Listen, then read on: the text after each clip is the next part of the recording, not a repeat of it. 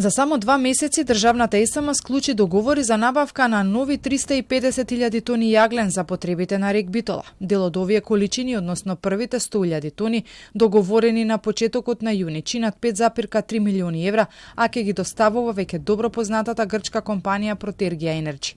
На јавниот повик, отворен систем со договор за набавка на 100.000 тони јаглен за потребите на рек Битола, кој беше затворен на 4 јуни, избран е економскиот оператор Protergia Energy ДОЕЛ. Договорот е склучен по цена од 449 денари за гигаджул. По овие количини, кон крајот на јуни направен е нов договор за набавка на нови 100.000 тони, а кон средината на јули за уште 150.000 тони.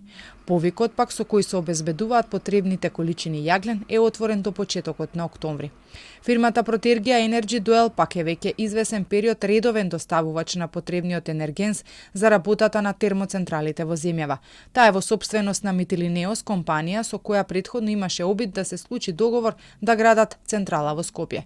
Поради исцрпеноста пак на домашните рудници, ЕСМ се повеќе количини на јаглен набавува од надворешни добавувачи, но според извештајот на компанијата минатата година се купувал помалку јаглен. Сепак се користел повеќе мазут за потребите и на двете централи, и на рек и на Осломеј, а вкупната сума која била потрошена за мазутот изнесувала над 30 милиони евра.